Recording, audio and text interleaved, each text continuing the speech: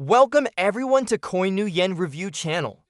Before we dive into today's episode, don't forget to subscribe, like, and share so more people can discover us. Enjoy the show. I noticed my wife acting strangely after the car accident. She no longer clung to me. She often went out drinking with her best friend complaining. I thought she had fallen out of love with me, so I tentatively brought up divorce. Her face lit up with wild joy at my words. My heart sank to the depths upon seeing her reaction. I assumed she had found someone new. That is until I saw her memo. I woke up to find myself transformed from 17 to 27 years old. I was now with the senior I secretly loved, but I had become the other woman meddling in someone else's marriage. I was breaking down, unable to accept it. It was 3 days later when I learned Gu Kingen had been in a car accident.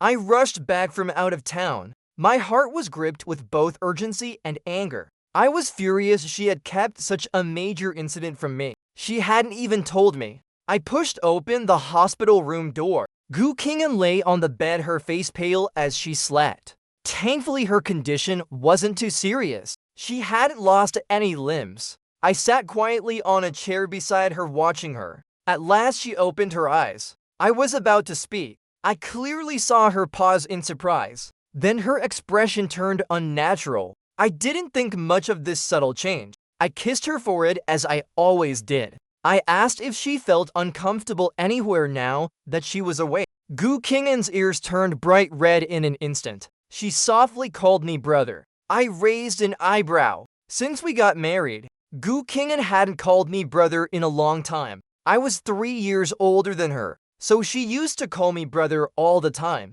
She always remembered this age gap. She feared I'd see her as a child.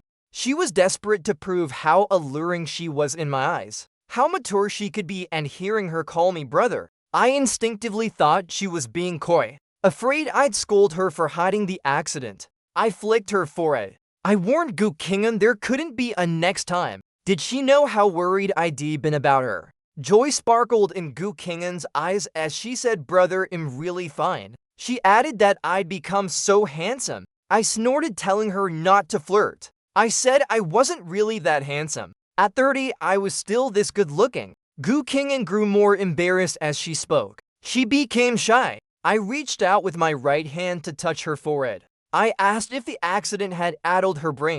Gu Kingen shook her head.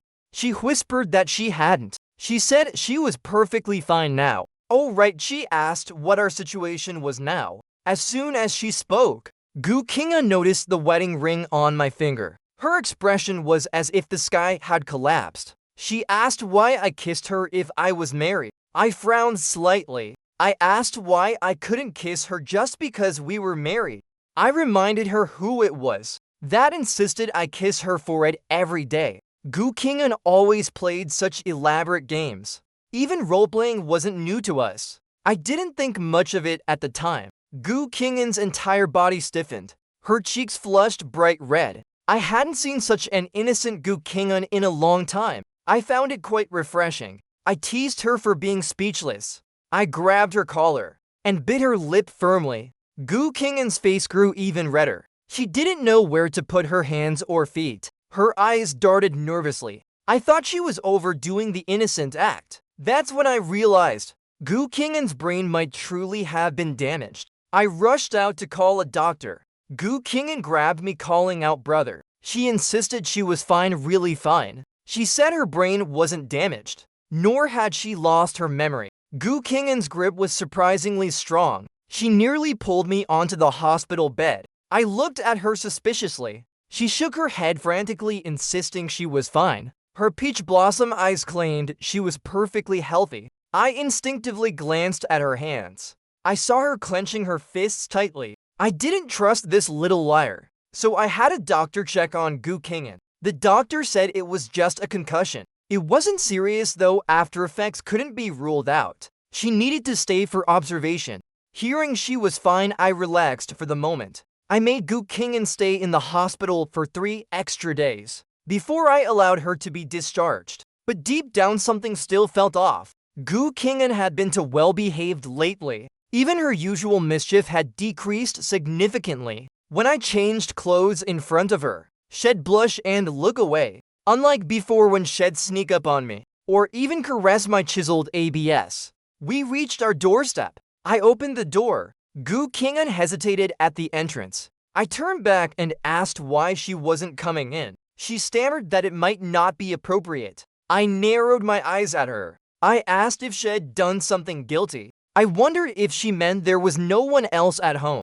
I thought she was asking about the housekeeper. The housekeeper's daughter-in-law had a baby, so she took leave to visit. It was just the two of us now. I asked what she wanted for dinner. I offered to cook for her. Though Gu Qing'an wasn't badly injured, she had many scratches, all of them scabbed over. I thought she should move as little as possible. From the moment she heard no one else was home, Gu Qing'an seemed thrilled, yet she also appeared somewhat awkward. She said there was no need she'd cook for me.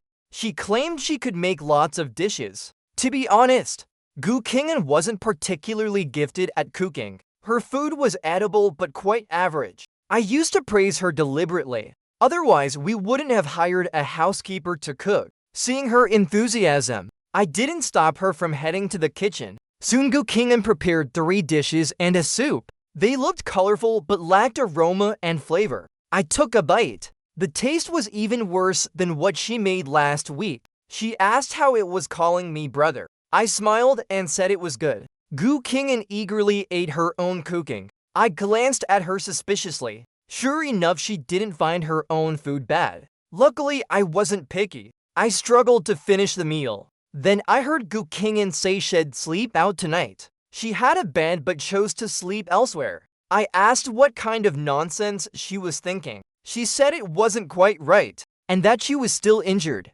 Her eyes avoided looking around. I understood. I softened my scrutinizing gaze. I said it was fine she could sleep beside me. I promised not to touch her wounds. Gu Qing'an quickly waved her hands. She said it wasn't about fear of me touching her. She asked if someone might suddenly show up. I ignored her nonsense and carried her to the bedroom. I placed her on the bed. I bit her lip.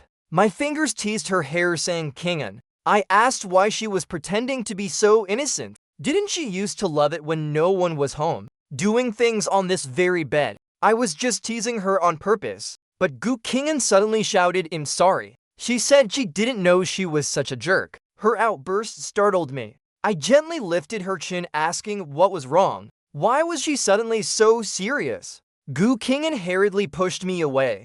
She stood to the side, her cheeks flushed too shy to look at me, calling me Wang Lin. She said she liked me. She really liked me, but admitted she was in the wrong. I raised half an eyebrow, asking what was wrong. I asked if she had done something to betray me. Gu Qing'an stammered incoherently. She couldn't form a sentence. If I still didn't realize something was off with her, I'd truly be a fool. The mood I'd been in vanished completely. I coldly told her to go sleep elsewhere. Gu Qing'an froze at my words. I thought she'd cling to me and beg, but she left without a word. What was going on? I lay in bed staring at the ceiling, waiting until the middle of the night. She didn't sneak back. This was the first time. The first time we were so close yet slept apart. Even when I was so forward, I couldn't figure it out. If her brain was damaged from the accident, she still recognized all her friends. I could only think the worst. Gu Qing'an didn't want to share a bed with me. Could it be the 7-year itch? Calculating it, we'd been married for a full 7 years. We only dated for 6 months. It was practically a whirlwind marriage. We didn't even have a wedding. Later, we just had a dinner with relatives and friends to make up for it. 7 years later, most couples grow distant. But before the accident, Gu Qing'an hadn't changed. She stuck to me like we were still in the honeymoon phase. Yet now she refused to share a bed. That night I couldn't sleep. I felt an indescribable frustration. The next morning I got up early. I wanted to drag Gu Qing'an from the guest room to have an open, honest talk. I didn't want our relationship to fade away vaguely, but I didn't see her. On the table was a hot breakfast with a note. It said to eat and that she had to leave for something. I crumpled the note in frustration. I gritted my teeth, muttering, "Gu Qing'an, you'd better wait for me." I was so angry I wanted to throw the breakfast away. But hating to waste food, I ate it all. It wasn't because Gu King had worked hard to prepare it. Even though I hadn't slept, I still had to go to work. Having rushed back from out of town, a pile of tasks awaited me. By evening, I was so exhausted I could barely keep my eyes open. After work, I slapped my face and called Gu King. It took her a long time to answer calling me brother. She asked if something was up. Her distant tone made my heart sink. I told her to come pick me up. I had something to say. Gu King paused, then asked brother. She asked if my wife was back, and if it was inappropriate for her to come. I was already exhausted. My mind was sluggish. Her words only fueled my frustration. I sternly asked if she thought I was joking. I used a tone more serious than ever. She apologized, calling me brother. She said she'd come back tomorrow. Tonight she was at a friend's place. Before I could respond, she hung up the phone. I cursed Gu King and you wait. She didn't have many friends. Just a few. I messaged each one. They didn't dare hide anything from me. They said Gu King was drunk and crying. Hearing this, my heart softened. Loving someone makes you soft like that. No matter the outcome, I wanted clarity. Even if she had someone else, I needed to know clearly until we could part ways gracefully. With that in mind, I drove to her friend's place. I didn't tell anyone. I pushed the door open. The living room was littered with beer bottles, scattered everywhere. I frowned and walked to her friend's bedroom door, expecting an unbearable sight. Instead, I heard Gu King sobbing at the table. She cried, asking what to do. She said Brother Hayes with someone else. She asked what she should do. My frown deepened. What nonsense was this? When had I ever been with someone else? Her friend calmly said, Gu King, don't talk nonsense. They said Wang Lin was so good to her, helping with investments and solving her problems. They said they'd call me father if they were her. Gu King told them to shut up, saying they didn't understand. She said she was just my pretty face. A secret shame as tears welled in her eyes. Hearing these words, I realized how dissatisfied Gu King was with me. Did she dislike the things I gave her? But those were given right after we married. She was young and knew nothing, only focused on starting her business, wanting to prove to me that she could give me a good life. I couldn't bear seeing her so young, at an age meant for college, struggling for a living, so I secretly helped her. When she found out, Gu King solemnly said Wang Lin. She wanted to be someone I could rely on, an unbreakable woman, not a little sister hiding under my umbrella. From then on, I stopped helping her. Gu King worked hard. She went from nothing to owning 3 companies. Her friend comforted her some more, saying she must have misunderstood. But Gu King kept crying. I walked in. I grabbed her ear and told her to come home. Gu King was so startled she sobered up. She stared at me blankly, a mix of grievance and subtle joy in her eyes. She said she wasn't that important. Why had I come to pick her up myself? I rolled my eyes. My last bit of patience gone. I picked her up and left. On the way, I thought it over. I couldn't figure out who the suspicious person around Gu King could be. If she'd fallen for someone else, there would be some trace. Normally, Gu King shared everything with me, even the most trivial things, let alone any new person in her life. I sighed softly, hoping I was overthinking, that it was just her pride acting up, resenting how I'd helped her before, making her feel like a pretty face. We got home. I looked back at Gu King, drunk in the car. I said King we're home, but she clung to the car door. She said she was scared to go in. I rubbed my tired temples. Taking a deep breath, I asked what she was afraid of. Gu King looked at me with red eyes. Her expression nearly broke my heart. Damn it, I couldn't resist that look. I asked what was wrong. If she didn't talk, how could we solve anything? I tried to be patient, but Gu King looked like she wanted to speak yet held back. It nearly drove me mad. I was about to scold her, but she fell asleep. I was almost furious. Unable to make sense of her behavior, I decided to check her phone. I knew all her passwords. Even her Face ID was set to me. She clung tightly to my sleeve, so I sat beside her to check. I was determined to figure out what was wrong with her. I went through all her contacts first. I knew every single one, how she met them, and how close they were. She'd reported everything to me before, so for her to go from so clingy to this distant strangeness, the contrast made me deeply uncomfortable, finding no issues in her contacts. I checked her photo album. It was full of pictures of me, sleeping, eating, watching movies. My heart softened. I glanced at her suspiciously. If she was falling for someone else, why were there still so many photos? Thousands of them. The last one was my high school ID, taken in my senior year. I clearly remembered. I paused.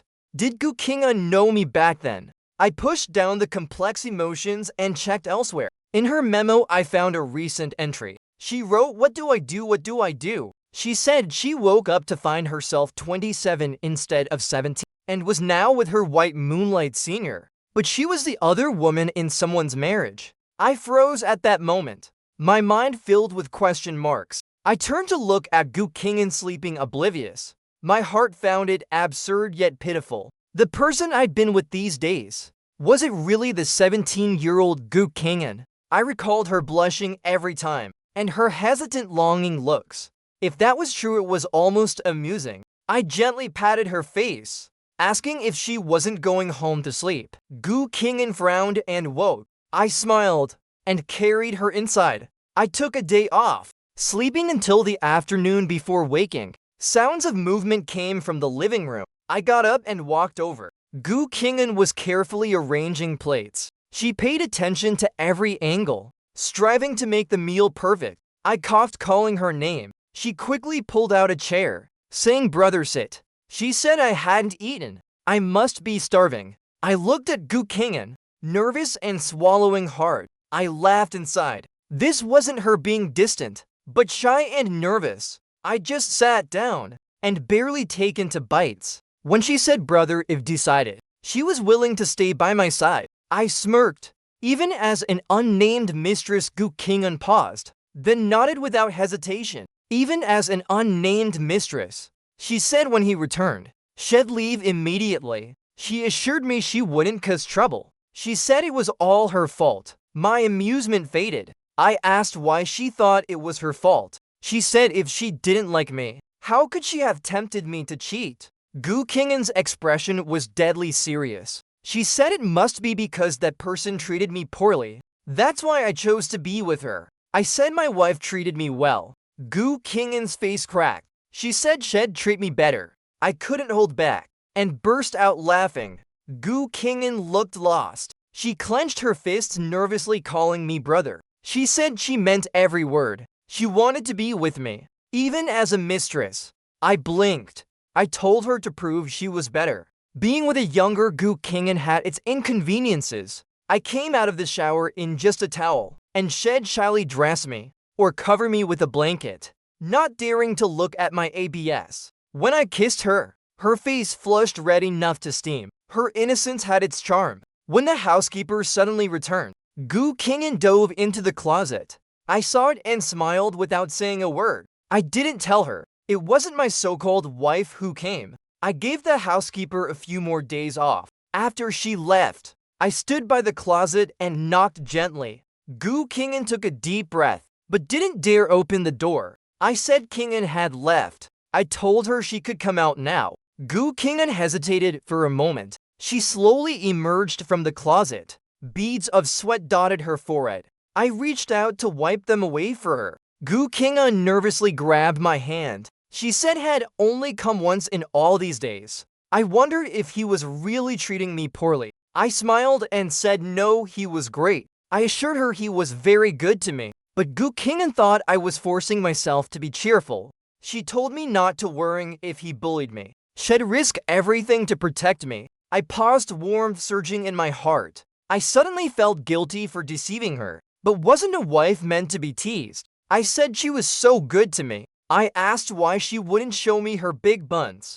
Gu Qing'an, steady for a moment, reverted to her shy demeanor. Her eyes darted everywhere. Just when I thought she'd refuse me, she boldly lifted her nightshirt. She asked, brother, want to take a look or touch? I burst out laughing. My laughter made Gu Qing'an instantly lose confidence. She asked if her figure wasn't good enough. Afraid she'd stop letting me touch, I quickly said, "How could that be?" I said her charm was my favorite. I reached out to touch her. Gu Qing'an's breathing grew unsteady. A flush spread from her cheeks to her neck in an instant. I chuckled, saying she seemed so nervous. Gu Qing'an's eyes dodged as she denied being nervous. She added that she was about to become an adult. I remembered her birthday was coming up.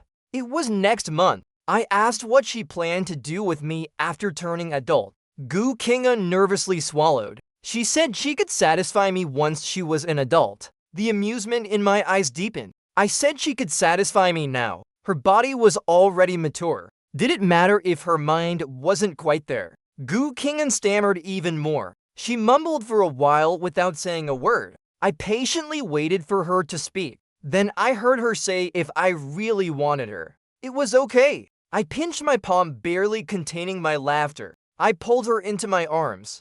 Gu Qing'an's hands and feet didn't know where to go. I grabbed her hand and placed it on my waist. I asked why she didn't dare look at me. Gu Qing'an immediately looked at me. Shyness swirled endlessly in her eyes. She tried hard to stay calm, but it was no use. I wrapped my arms around her neck. I chuckled lightly. I said I never knew she could be so innocent. I wished I'd met her even earlier. But Gu Qing'an said very seriously, brother. She asked if we'd met before. She said when I was in high school, she was in middle school. She said I just didn't remember her. I was at the attached high school. Gu Qing'an nodded. She spent 3 years in middle school there. The attached school and number 2 high were next door. One was a middle school, the other a high school, separated by a single wall. I instinctively recalled the student ID in Gu Qing'an's photo album. I apologized, saying I really had no memory of her. Gu Qing'an buried her face in the crook of my neck. She said it was normal I didn't remember her. Who'd believe a kid just starting middle school had fallen in love at first sight and remembered it for so many years? My mood grew heavy for a few seconds. I had no recollection of such a young Gu Qing'an. I wished I could tease the Gu Qing'an from back then, as I regretted this. I suddenly felt a certain pillar rise.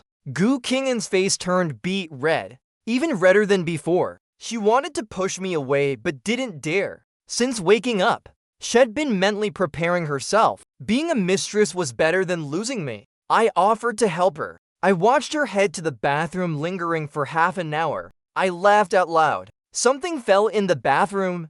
After teasing Gu Qing'an all day, I'd had enough fun. I called her attending doctor. I decided to take her for a checkup. Having her memory stuck at 17 wasn't good. What if she never remembered? That evening I took her to the hospital. She gripped my arm, asking why we were going. I said it was for a follow-up check. She stopped pulling at me, insisting she was fine. She said she really felt okay. I realized she didn't want me to know she'd lost her memory. What was she anxious about? Was she worried I'd abandon her? I reassured her it was just a checkup, no matter what. I said she'd always be my little lover.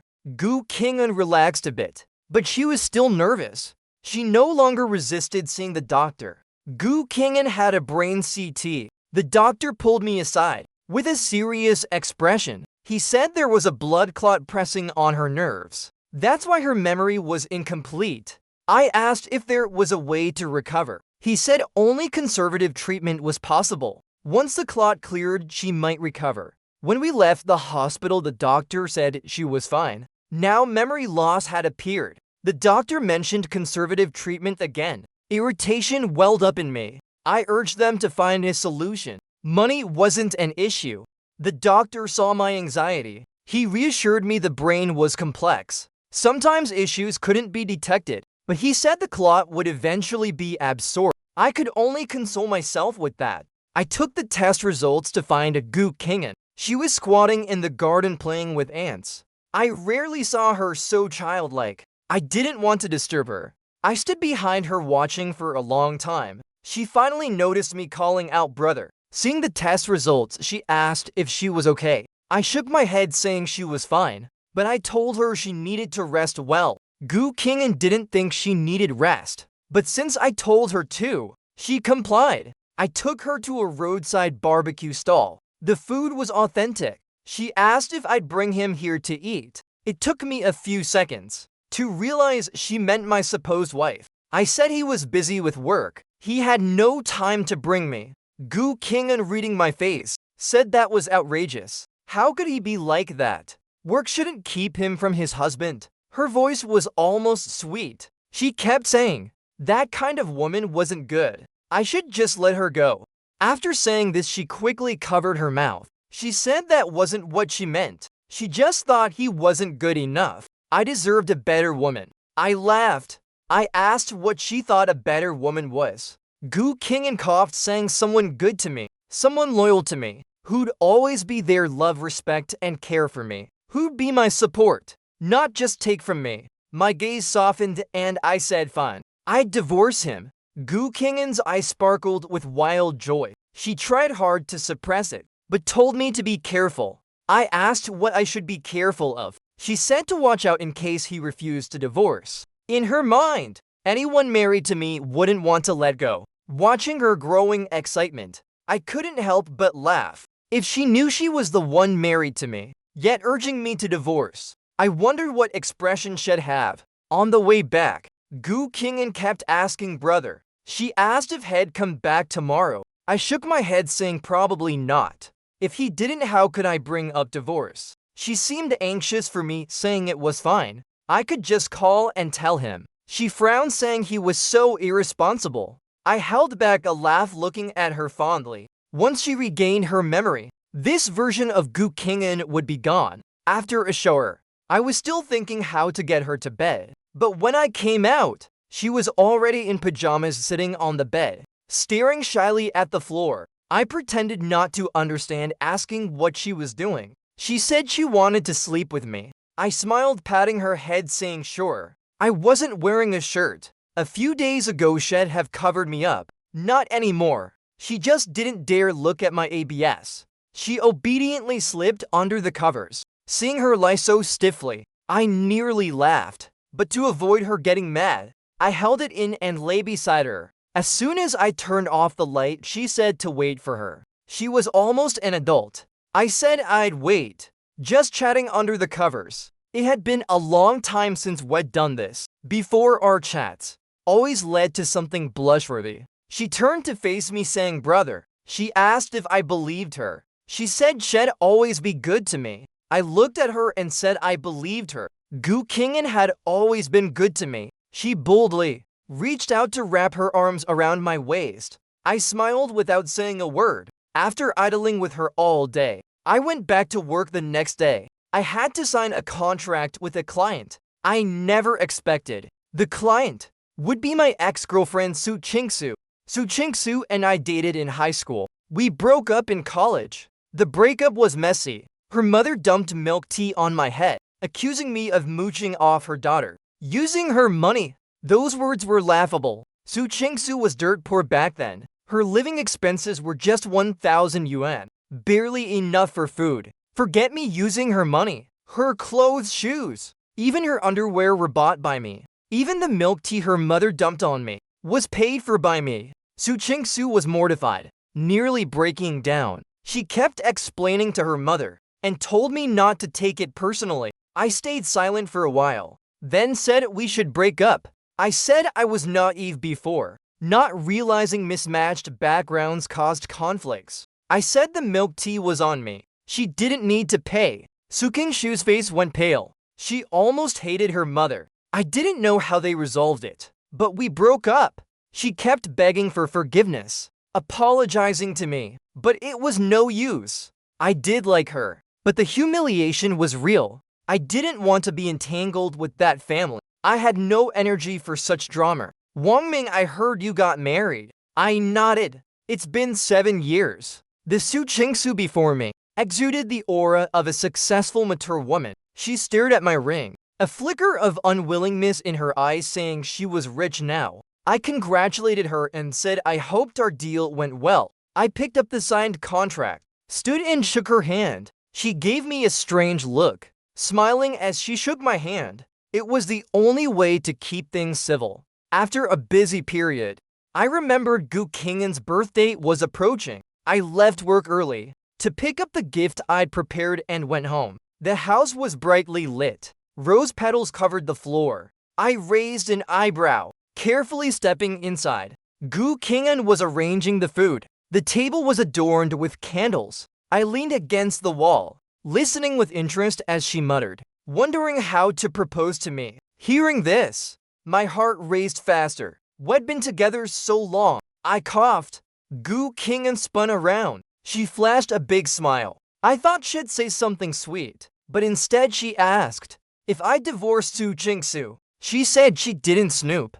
Her friend told her that I'd met Su Chingsu and signed some contract. I held back, barely stopping myself from scolding her. I asked why she thought Su Chingsu was my wife. I realized she'd been watching me all along, even knowing who I dated. She asked if it wasn't true. Hadn't we always been together? I took a deep breath thinking she was already a fool. I wouldn't hit her. She asked if it was done. I gritted my teeth saying I ignored her before and would divorce her now. Gu Kingan was thrilled, but I wasn't. She thought I'd marry Su Chingsu, but she didn't know anything. I couldn't blame her. She pulled out a chair saying, "Brother, sit." I sat down without hesitation, handing her the gift box. She asked if she could open it. I said it was a car key for a luxury car she'd long coveted, not yet on the market. I'd pre-ordered it. The 28-year-old Gu Kingan would love it. I wondered if the 18-year-old her would too. She squealed saying she loved it. A person's tastes don't change much. I knew the birthday routine by heart. I watched her make a wish. As she blew out the candles to cut the cake, she suddenly knelt on one knee, holding up a ring. Her eyes sparkled as she said Wang Lin. She said she liked me and asked me to marry her. A girl's love's so unfiltered. I told her to marry me. Gu Kingan slyly took off my wedding ring and replaced it with hers. She didn't realize both rings were bought by her. She stood on tiptoe, cupping my face saying Wang Ming if grown up. She asked if she could stop calling me brother. I nodded, maybe because this Gu Kingan was so young at heart. She kissed me tentatively. We moved from the living room to the bedroom. Her reactions were intense. Her ears practically glowed red. I rubbed her ear asking why she was so shy. She said, "Wang Lin, you're mine." She wanted to be my wife. She begged me not to dislike her. I froze for a second. She bit my lips, savoring it slowly. We stayed up all night. Though Gu Kingan was shy, I found pleasure in it too. Afterward, she fell asleep in my arms. By morning, I had no sense of the world. I sat up in bed. Her side was already empty. While brushing my teeth, she appeared at the bathroom door. I turned to look at her, expecting her usual shy expression, but it wasn't there. She hugged me saying Wang Lin. She said she wouldn't divorce me. She accused me of bullying her. I asked if she'd regained her memory. The 17-year-old Gu Kingan thought she'd time traveled. The 28-year-old Gu Kingan remembered everything, including what happened these past days. She couldn't believe she'd asked her own husband to divorce her. How could she do something so foolish? I smiled. Rinsing the foam from my mouth, I said, "Kingan." I reminded her she was the one who wanted a divorce. She said she didn't care, she wouldn't agree, and I was bullying her. She said I knew she'd lost her memory. Her mind wasn't right. Her breathing grew unsteady. Her eyes reddened. Seeing her like this, she couldn't go on. I said, "Fine, fine." I never said I'd divorce her. I said she was so annoying, always causing trouble. She got angry, even cursing herself, which stunned me. She hugged me aggrieved, saying, "Husband." She told me not to laugh at her. She'd been foolish for so many days, and I didn't remind her. She even thought she was the mistress and leaned into that role. I said I wanted to ask her if she was secretly dissatisfied with me. Did she think my help hurt her pride? She panicked saying no, it didn't hurt her pride. She said she thought she was the mistress. She thought I was married to someone else, which made sense. I snorted saying she liked me since middle school, falling for a senior 3 years older. She nodded without hesitation. Before marriage, she'd always followed my steps. I asked why. I wanted to hear how she fell for me. She said she was shy back then, thin and often bullied by classmates. I helped her kicking 3 kids away. She thought I was so strong. My strength was impressive. I laughed. I asked why she didn't like Diga. He was stronger. She said he wasn't as handsome. We looked at each other and laughed. With her memory back, I didn't let my guard down. After breakfast, I took her to the hospital to check for other issues. Her ears turned red instantly. She softly called me brother. That night she lay on my chest, her eyes sparkling as she looked at me. Her fingers played with the ring Shed bought me. She asked if I liked the 17-year-old her or the current her. I asked which one she thought I liked more. The mood grew intimate. She touched the hickey on my neck. She kissed me. Her hands were far from innocent. I sighed inwardly. Here we go again. I said they were both her, and better than Su Qingsu. Hearing Su Qingshu's name, I raised an eyebrow. I asked how much jealousy she had been hiding. She said Su Qingsu was my first love. She admitted she was very jealous. I asked if the past could compare to the present. The future was always the best, and she was in my future. That one line cheered her up instantly. After soothing her, she pulled out a box of strawberry condoms. She began undressing. She said, brother, let me help you. The 17-year-old Gu Kingen had no idea how to make her brother happier.